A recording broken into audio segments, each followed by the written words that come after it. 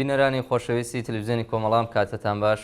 بەڕێزان وەک دەزانن لە ماوەی ڕابردوودا و بە بەشداری چەند هاوڕێ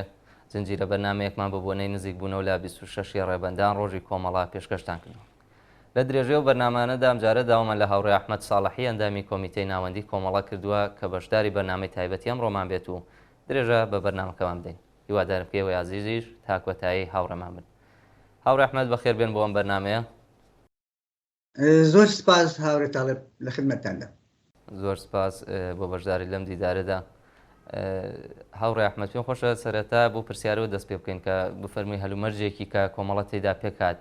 بارودۆخی کۆمەڵایەتی و سیاسی لەو کاتی پێکاتنی کۆمەڵەدا بە چ شێوەیەک بووە؟ بڵێ بەڵام ئیجازەم دا پێشەوەی وەڵامی پرسیارەکەت دەمەوە یا هیچ شتێکی کە بڵێم پیرۆزبایی ڕۆژی کۆمەڵا بکەم لە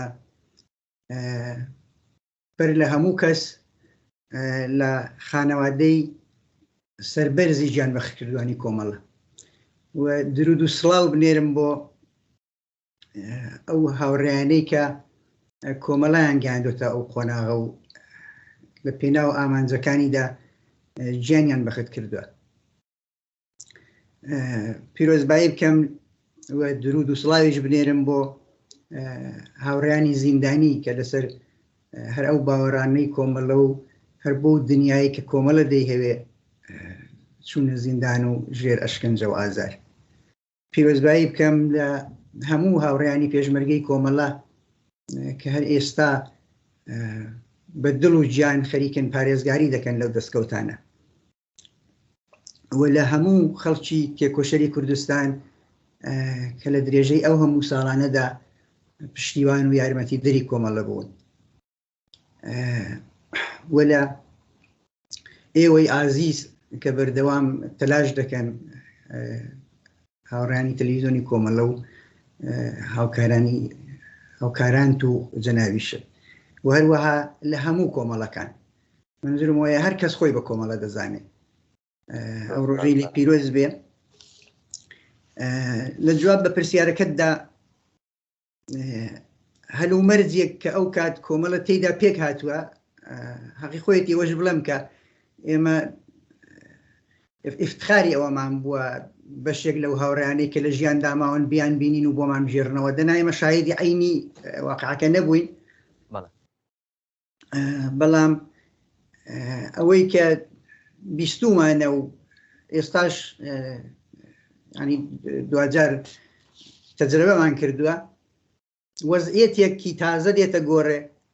گۆڕانکاری تازە هاتوون کە تەشکیلاتی تازەیان دەوێ و جوابی تازەیان دەوێ. دنیا لە ئاڵوگۆڕدا دەبێ منتەقەکە ئێران جەهان هەمووی ئاڵوگۆڕی نوێی بەسەر داهاتووە. شۆڕشهایەک لە وڵاتانی دیکە لە ئافریقا و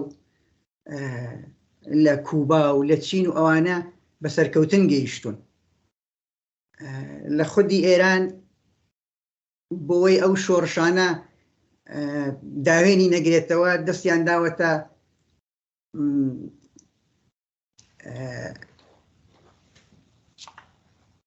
ئیسلاحاتێکی عەرزی و ئەو ئیسلاحاتە عەرزیە بۆتە هۆی ئەوەی کە خەڵکێکی زۆر لە دێهاتەکان هەڵقەندرێ و بچن لە شارەکان جێگیر بن. ئەو تەبەقە تازە ئەو چینە تازە کە هاتۆتە ئاراوە لە حینی حاڵیشدا کە سەرەتایەتی و لە نظامێکی سەرمایەداریشدا خەریکە دەست و پەنجە نەرم دەکا ئەمە مافەکانی پێشێل کراوە لە وەزعیەتێکی خراپدایە ئەو کاتەیە کە مەسەرەن لەگەڵەوەیدا چوونە شار بەڵام لە شاریش لە شرایەتێکی فەقیر و هەژاردا دەژین ئەو کاتەیە کە باز دەکرێت حەلەبی ئابادەکان و ئەوانە دروست بوون حاشیە شارەکان ئەوانە دەڵێن لەو کاتەدا هاوڕێیانێک ڕەهبەرانی کۆمەڵە دامەزرێنانی کۆمەڵە بیر دەکەنەوە کە بۆ ئەو وەزعیەتە دەبێ تەشکیلاتێکی نوێ تەشکیلاتێکی تازە دروست بکرێت لە حینی حاڵیشدا لەگەڵ هەموو ئەوانەشدا فەرهەنگ و زانستی خەڵکیش لە چاو زووتر گۆڕاوە خەڵک بەنیسبەت ئەو کات باسەواتتر بوون یعنی خەڵکی سەواتدار پەیدا بووە من بە تەجربەی خۆم لە بیرمە ئەگەرچی ئەو کات ئەوەڵی ڕەهنەمایی بووم بەڵام من دەزانم لە دیەکەی ئێمە تەنیا کەسێکی لێبوو کە سەوادیە بوو پێیان دەگوت میرزا بەڵام لە دوای ئەوە دایتر خەڵک چوونە دانیشگا لە دوایەوەیدا خەڵک لە دیهاتەکان ڕاچوونە شارەکان و لەوێ دەرسیان دەخوێن هەر ئەو ڕفیقانەی ئێمە کە کۆمەڵیان دامەزراند و ئەو کات ئەکسەرەن لە دانیشگاکانی ئێراندا و دەرسیان خوێندووە و باسەوات بوون هەموو ئەوانە وا دەکا ینی ئەو تەجربە و زانست و سەواد و هەموو ئەوان وا دەکا کە خەڵک تەوەقعیشی لە ژیان دەستە سەرێ یعنی بەو شرایەتەی ئەو کات کە خەڵک فقط زمانێک کە زمانی دەرەبەگایەتی بووە زمانی ئاغا و ڕەحیەت بووە خەڵک لەسەر زەمینەکانی ئەوان کاریان کردووە و بە نانێکی زۆر کەم کە بەدەست هاتووە قەناعەتیان کردووە بەڵام تر لەوە بەدواوە خەڵک بەوە قەناعەت ناکەنەوە تەوەقعیان لە ژیان دەستە سەرێ هەموو ئەوە وا دەکا کە ئەو شرایەتە وا دەکا کە کولەن شرایەتێکی سیاسیە وەزعیەتێکی تازە هاتۆتە ئاراوە بۆ ئەو وەزعیەتە تازە لازمە وە پێویست دەکا و ئەو ڕفیقانە بیریان لێکردەوە کە دەبێ تەشکیلاتێک دروستکەن خەباتێک ڕێکخەن کە بتوانێ وەڵام دەرەوەی ئەو قۆناغا و ئەو سەردەمە نوێ بێ بە بڕوای من دیارە شتی زۆر زیاتر لەوانە هەیە منتها بە تۆری خولاسە من دەتوانم بڵم ئەو وەزعیە تازەیە ئەو شرایەتە تازەیە بە وجودهاتنی ئەو چینە تازەیە گەورەبوونەوەی شارەکانە سەرکەوتنی ئەو شۆڕشانەیە لە دەوروبەر کە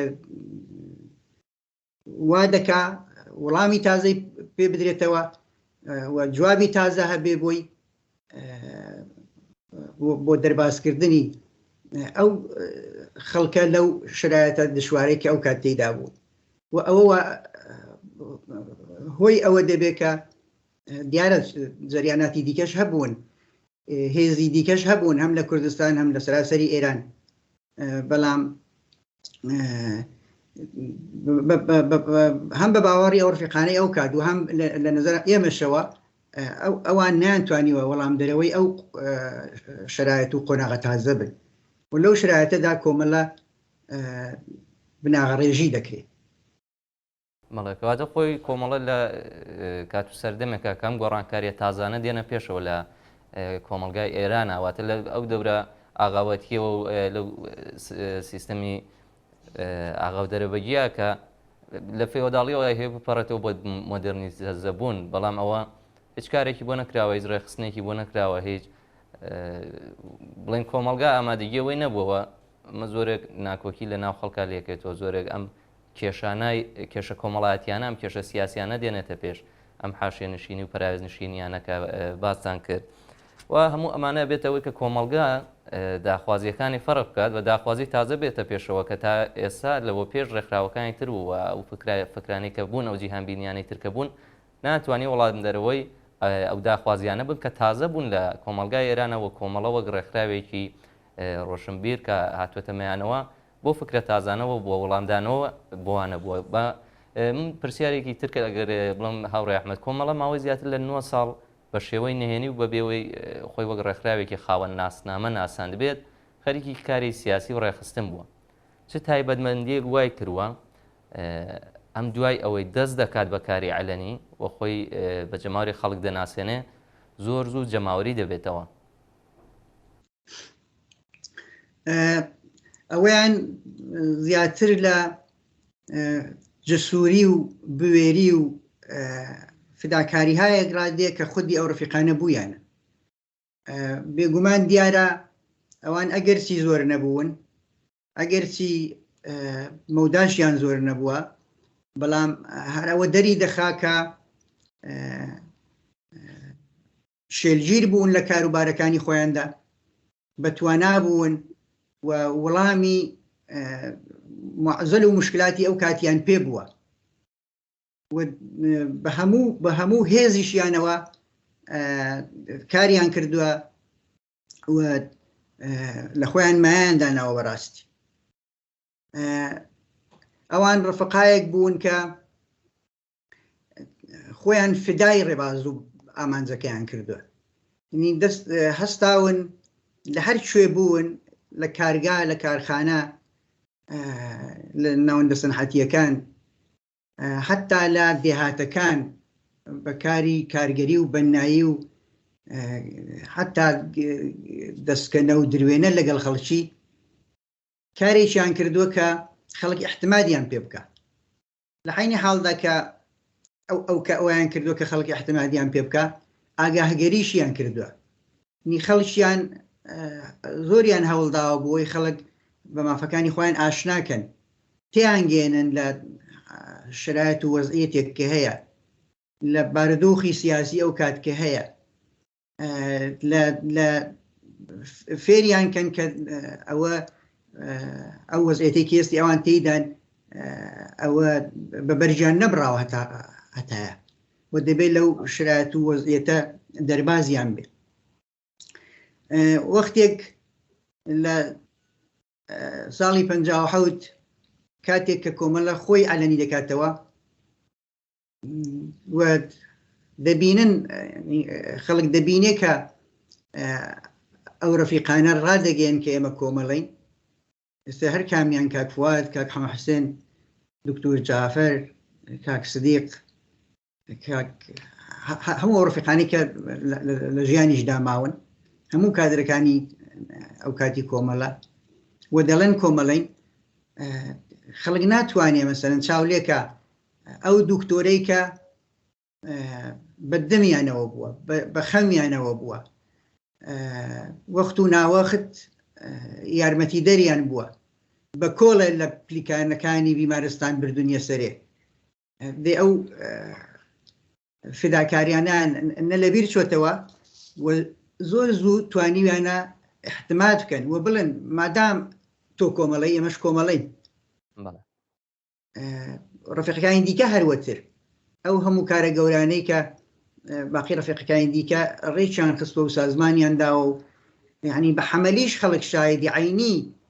وەزعیەتەکە بۆ کەوان خەریکن چەندە جەسوورانە کاروبارەکانیان دەبەنە پێشەوە، چەندە بەدەم کێشە و مشاکل و دەردومەرجی خەڵکەوەن، چەندە فداکارن لە ڕێکخستن و سازماندانی خەڵک، چەندە نەترس و بوێرن لە چوونە سەر پازگا و ژاندارمێریەکانی ڕژیم،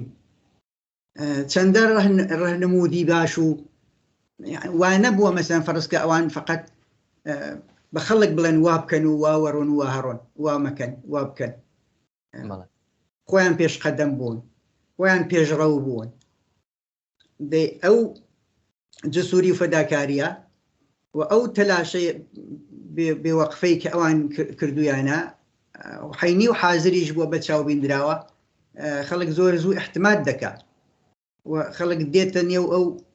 تشکیلاتە و لەگەڵ ئەو تشکیلاتە خۆی هەماهنگ دەکات خاست و ویستەکانیان ئارەزۆکانیان لەو تشکیلاتەدا دەبینن ینی بەشێکی ئەوە بووە کە ئەو ڕفیقانە چەندە لە خۆ بردوون چەندە جێ احتمادن بەشێکیشی ئەوە بووە کە وەڵامێکیش کە داویانەتەوە بە کێشە و مشاکلەکانیان ڕاهنمودێک کە بوویانە هەموو ئەوانە وای کردووە کە خەڵک احتماد بکەن و ئەوە بەهی خۆیان بزانن و بێن ببنە خاوەنی مثلەن ژنان بەشێکی بەرچاو و ئەساسی لەو کۆمەلگایە بوون ئەو تشکیلاتە کە زۆر جار دەڵێن ژنانی هێناوە لەگەڵ ئەوەیدا کە دەتوانم ئەوە شتێکی واقعیە کە زۆر یارمەتی دەربووە بەڵام لە حینی حاڵدا ژنانیش تەیفێکی جیلێکی شۆڕژگێری ئەو کۆمەلگایە بوون کە بەشی زۆری کێشە و مشاکلەکانی ئەو ڕۆژگارە بەسەرشانی ئەوانەوە بووە و ئەوانیش ئامادەگی تەواویان بووە بۆ مەبارزە و بۆ خەباتکردن کۆمەڵە یارمەتی دەربووە بەڵام خۆشیان بوێر بوون خۆشیان ویستویانە مثلەن لە کۆمەلگایەک لە جامەحەیەکدا کە ئەگەر زەمینەکە نەبێ هەوڵیش بدەی کارێکت بۆ ناستە پێشەوە بەڵام ژنان وەختێک دێن دەبن بە پێشمەرگی کۆمەڵە ڕاستە شراتێکی یەکجار حساسە کارێکە کە مەسەلەن وەک تاپۆیەکە کە دەبێ بشتێ دەست بۆ بردننی کارێکی ئاسان نییە ئەگە لە لایەکەوە هیممەت و بوێری کۆمەڵەیە لەو لاشیەوە بوێری خودی ئەو ژنانەیە کە هەم لەلایەن بنەماڵەکانیانەوە هەم لەلایەن کۆمەلگاوە احتمالاً زۆر تاعتی شراتێکی سەخت و سەرزەنش بن بەڵام دەست بۆ کارە دەبن دەبن بە پێشمەرگەی کۆمەڵە جیانەوەی کە دەبن بە پێشمەرگی کۆمەڵە دەبنە ڕەهنمودی خەڵکیش ئەوانیش لە نەهایەتدا دەبن بە ڕەهبەرانی ئەو خەڵکەش هەموو ئەوە لەوەوە دێ کە ئەو ڕەفیقانە وەختێک بیر دەکەنەوە کە ئەم شراتە تازە وەڵامی تازەی دەوێت و وەڵامەکەشی لەلایەن ئامادەیە و کاریشی بۆ دەکەن هەم لە دەرێ هەم لە ناو زیندان وەختێک دەچنە زیندان لە ناو زیندانیشدا فعالانە کار دەکەن کاکشوان جزوی بنیانگوزارانی کۆمەڵە نەبووە کاکشوان یەکێک لە کادرەکانی کۆمەڵە بوو کە وەختێک لە زیندان ئەو ڕفیقانە دەیناسن دەیکەن بۆ کاکشوان ئێستا ئەو هەموو جگای ئیفتخار و ڕێزە مەمدورەوە نمونەیەکە لە تەلاش و فعالیەتی ئەو هاوڕێیانە بۆیە دەتوانین بڵێن هەم وڵامی گونجاویان بۆ سەردەمەکە پێ بووە هەم بوێر بوون لە ئاست لە کاروبارەکانی خۆیاندا و هەم بە خەم و دەرد و مەرگی ئەو کۆمەلگایەوە بوون و بەو کارانەی کە کردویانە و بەو ئارایشەی کە گرتویانە لە مقابل ڕژیمەکەدا توانیویانە کۆمەڵە باشتر بناسێنن و کۆمەڵە بکەن بە جریانێکی جەماوەری و بەشی هەرێ زۆری خەڵکی کرێکار و زەحمەتکێش ژنان لاوان هونەرمەندان بێن لە دەوری ئەو جریانە کۆبنەوە دەواقعدا ئەو جریانە تەساحب بکەن بیکەن بەی خۆیان ئەو جریانە ببێتە بنەما و بەرنامەی ڕێگایە بۆی بتوانن لە دەست هەرچی زوڵم و ستەم و نابەرابەریە نەجاتیان بێ کە کاری ئەگجار زۆر گەورە کراوە بەڵام بەداخەوە هێشتا بەسەرنجام نەگەیشت. بەڵێ کاگەحمە زۆر سپاس کەواتە کۆمەڵە لە سەرەتا باسمان کە لە هەلوو مەرجێکی وایە دامەزراوە پێکاتوەوە دواترە بینین کە داخوازی خەڵک زۆرتر ئەڕوا بەرەو خەباتی مەدەنی ینی پێویستی خەباتی مەدەنی دروزە بێت لە ناو ئێرانەوە بە تایبەتەن لە کۆمەلگای کوردستانەوە زمینەی زیاتری تایە کە وەک باسان کرد سەرباخیۆ کە کۆمەڵا لایەنێک بووە کە ژنانی داوت کردووە بە خەباتی سیاسی بە خەباتی شەکداری بە هەموو جۆرە لە خەباتەکان لە کوردستانەوە سەرباقی مە زمینەی ئەوە لە ناو کوردستانە بووە لە ناو خەڵکە کەواتە کۆمەڵە لە هەلومەرجێکی وایە دامەزراوە خاڵێکی سەرەکیەوەیە کە ئێوە باستان کرد کە دامەزرێنەرانی کۆمەڵا کەسانێک بوون کە لە ناو جەماوەری خەڵکا بوون کە تێکەڵ بوون بە خەڵک تێکەڵ بوون بە خەڵکی کرێکار و زەحمەتکێش هاودەرد و هاوخەمیان بوون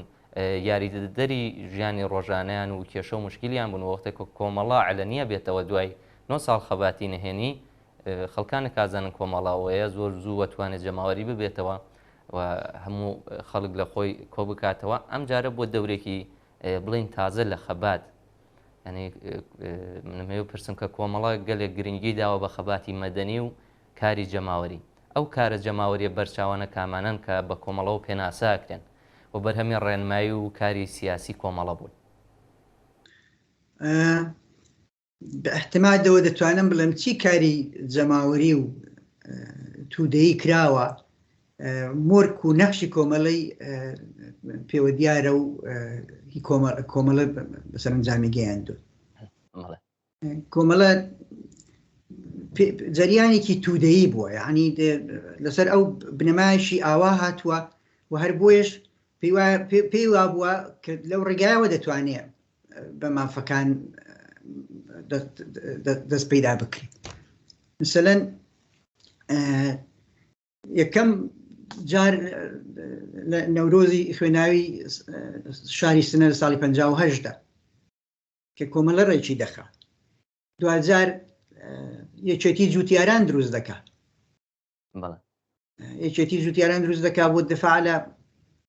بۆ متحدکردنی جوتیاران لە مقابل ئاغاو دەرەبەکاندا دوای ئەوە بۆ سازماندانی خەڵک و حتا هێزە سیاسیەکانی دیکەش نزیک لە خۆی چەپ و سۆسیالیست جەمعیەتەکان پێک دێنێ شۆڕای گەڕەک و شارەکان دروست دەکات ینی ئەوانە ئەوە بە لە قسەکردندا یەک شتە یەک جمعیەت و دێت و دەڕوات بەڵام ئەوە کاریش یەکجار گەورەیە کە لە هەموو شارەکانی کوردستاندا لەو شوێنانی کە کۆمەڵە نفوزی بوو ئەو کارانەی هەموو سازماندا و ڕێک خستووە دوجار عەلاڕەغمی ئەوەی کەم وەختێک هەز دەکات جمهوری ئیسلامی هێرش دەکات وەختێک دەبینی ئەو ڕژیمە دەیەوێت کوردستان داگیرکە سەرای ئەوەی کە مبارزەی مەسلحانە خۆی بۆ ئامادە دەکات خەڵکی کرێکار و زەحمەتکێش دێن دەبنە پێشمەرگەی و چەکدار دەبن بۆ مبارزە و ڕاوەستان و مقاومەت لە مقابل ئەو هێرشانەدا بەڵام لە حینی حاڵدا هەوڵ دەدا کە بە شێوەی جەماوەری پێش بەو هێرش و تەهاجمانە بگری کۆچی مەریوان سازمان دەدرێت بە فەرمان و بە ڕەهبەری کاک فواد لەولاشەوە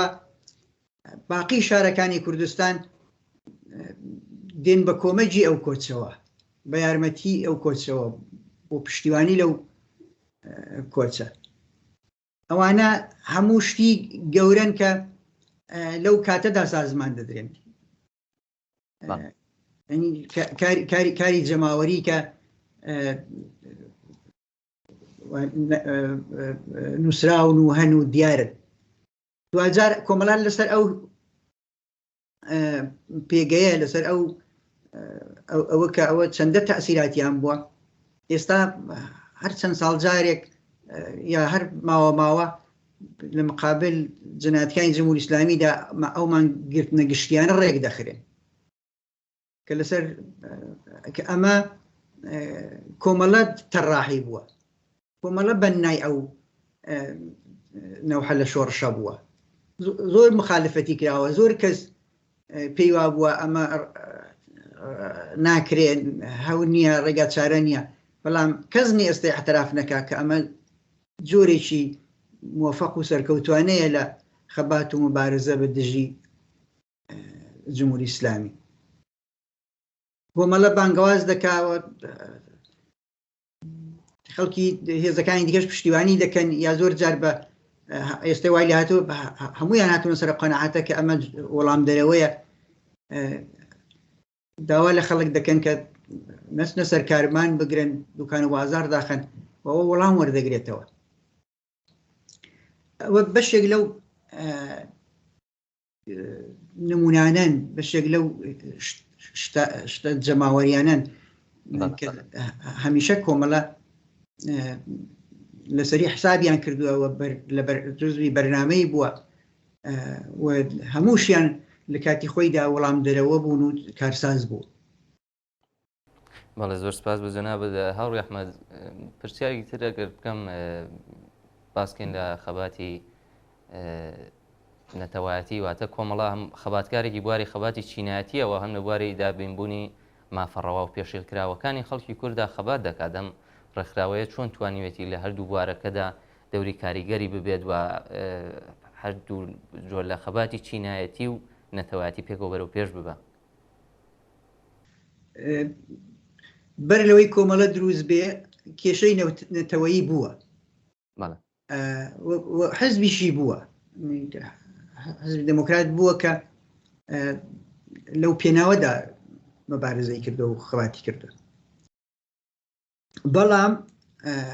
ئەوە یەک واقعەتیشە کە وەختی خۆی کۆمەڵە گوتمان بۆ وەڵامدانەوە بە زەرورەتێکی دیکە دروست بوو، خۆناغەکە گۆڕا بوو، شرایەتێکی تازە بۆ پێشەوە، هێزێکی تازە هات بۆ مەیدان بە خاست و ویستی تازەوە. کۆمەڵە ئەگەرچی لەو بوارەدا خەباتکارێکی جەسوور بوو، بەڵام کێشەی نەتەوایەتیش، کێشەی میلیش کێشەیەکی ئەسڵی بوو لەو جامعەیە. و کۆمەڵە لە کوردستان لەدایک بوو، لە کوردستان بەهێز بوو، جیا لە کوردستان، یعنی سەرایەوەی کە لەو زمینەیەدا هەموو تەلاشێکی کردووە، بەڵام بۆ هەموو میلەتانی دیکەش باشترین بەرنامەی هەیە. مافی دیاریکردنی چارەنووس بۆ هەموو نەتەوەکان، بۆ هەموو میلەتان. ئەوە یەکێک لەو هەرێ ویستە دروستانەیە یا لە هەرێ بەرنامانەیە کە لە هەموو بەرنامەیەکی دیکەی یا لە بەرنامەی هەر هێزێکی سیاسی دیکە چاتر وەڵام دەداتەوە و دڵسۆزانەترە بۆ حەلی کێشەی نەتەوەیی. ئێستا چ لە کوردستان بێ، لە بلوچستان بێ، لە هەر جێیەکی دیکە بێ، لە خەبات و مبارزەی کۆمەڵەدا، لە بەرنامەی کۆمەڵەدا ئەوە شەرتێکی ئەسڵیە کە مافی دیاریکردنی چارەنووس بۆ هەر نەتەوەیەک بەڕسمی بناسرێ. کۆمەڵە لەو پێناوەدا لە مبارزەی لە کوردستان چ لە مبارزەی مەسلحانەی لە بەرابەر ڕژیمدا لە هەر هێزێکی دیکە جەسوورتر و ئستوارتر بووە. لە مزاکرە و ئەوانەشتا لەگەڵ ڕژیم لە کاتی خۆیدا لە هەیئەتی نمایندگی خەڵکی کووردا بەشداری کردووە و لەوێش نهایەتی تەلاشی خۆی بە دڵسۆزی خۆی پیشان داوە. و دوجاریش دیتومانەکە ئەو هێزانەی لە نەوحی سنەتی پێشوو ئەگەر لە وڵاتانی دەوروبەریشمان بە سەرکەوتن دەگەن، بەڵام ناتوانن کێشەی نەتەوەیی چارەسەرکرد. ئەو کێشەیە وەک خۆی دەمێنێتەوە. دەتوانین بە سەراحەت بڵێن کە ئەوانە چونکی دڵسۆزی خەڵکی کرێکار و زەحمەتکێشی خەڵکی کوردستان نین، هەر بەو دەلیلەش ناتوانن یا بەرنامەکەشیان ناتوانێت وەڵام بداتەوە بە چارەسەری کێشەکانیان. بۆی باشترین و گونجاوترین ڕێگا بۆ چارەسەری کێشەی نەتەوایەتی و حەلی کێشەی میلی هەر ئەوەیە کە هەر هێزێک کە پێی وابێ بهێوێەوە چارەسەرکە باوەری بە مافی دیاریکردنی چارەنووس بۆ میلەتان بێ. کە لە بەرنامەی کۆمەڵەدا هەیە لەبەر ئەوە کۆمەڵە حینی حاڵدا کە لەو زەمینەیەدا نهایەتی تەلاشی خۆی کردووە لە بەشەکەی دیکەشدا سەرکەوتوانە هەتا ئێرە هێناوە بۆیە فعالی هەردوو بەشەکە بوو. بەڵێ زۆر سپاس بۆیەوە هاوڕێ ئەحمەد دیارە پرسیار زۆرە بەڵام کاتی بەرنامەکەشمان ڕوو لە کۆتاییە بۆیە من وەک کۆتا پرسیارم هەوێ باز لەوە بکەین کە کۆمەڵە بۆەوەی لە داهاتووشدا بتوانێت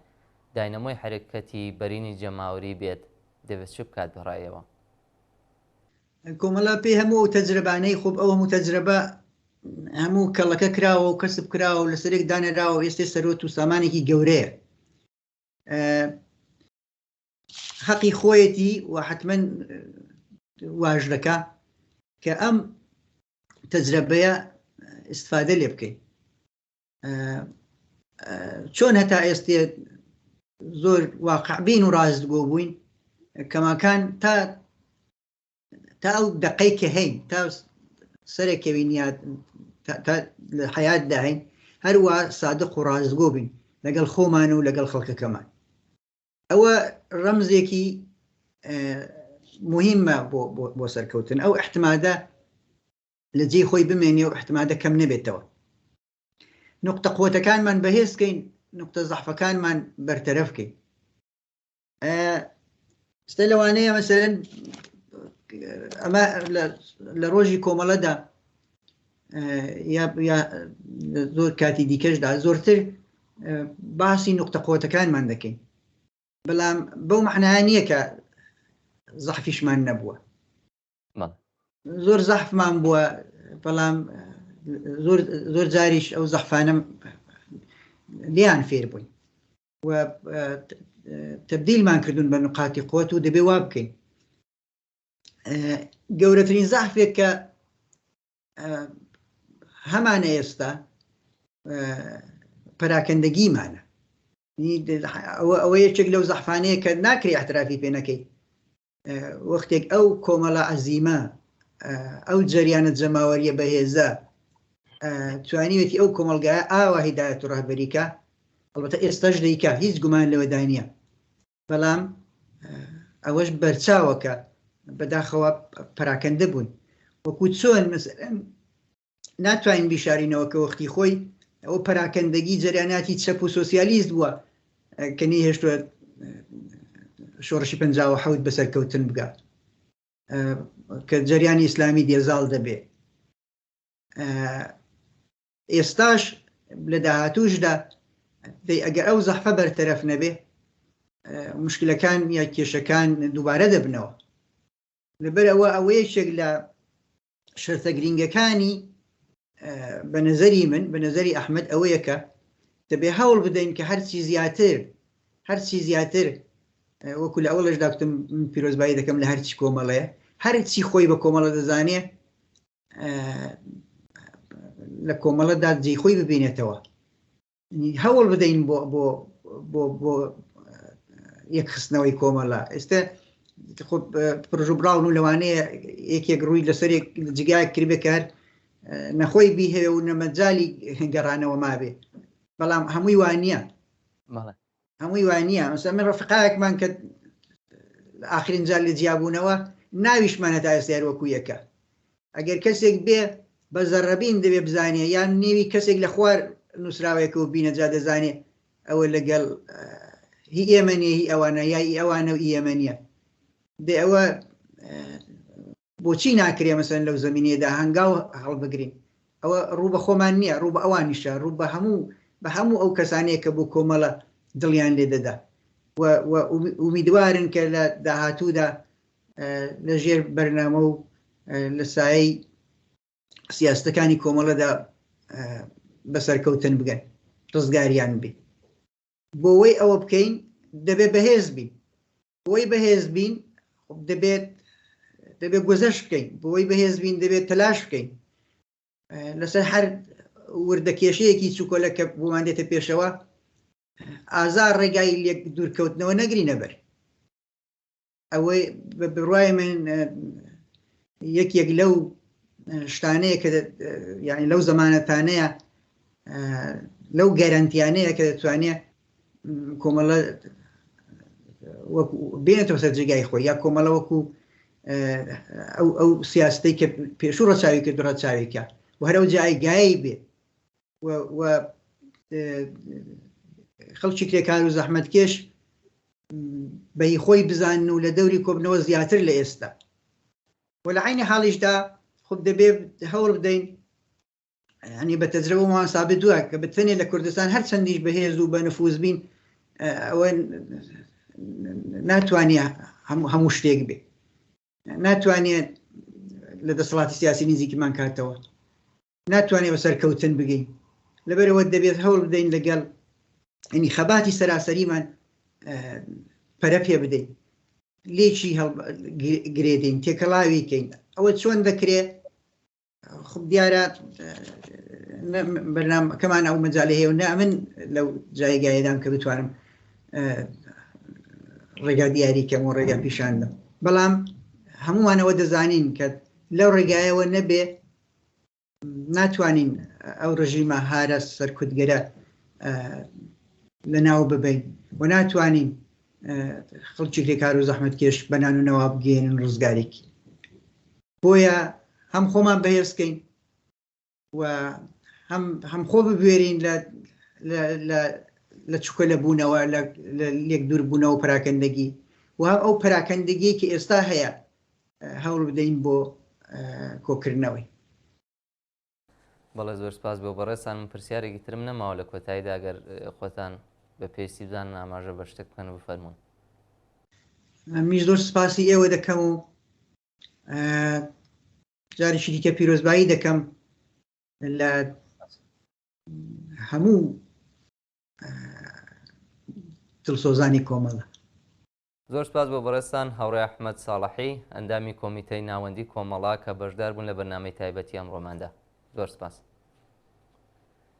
زۆر سپاس بۆ ئەوەی بینەری خۆشەویستی تەلەڤیزیۆنی کۆمەڵەش کە تا ئێستاکە لەگەڵماندا بوون هیوادارین بەرنامەکە بە دڵیەوەی عەزیز بوو بێت و کەڵکی پێویستی لێ وەربگرن تا بەرنامەیەکی تر ماڵاوە.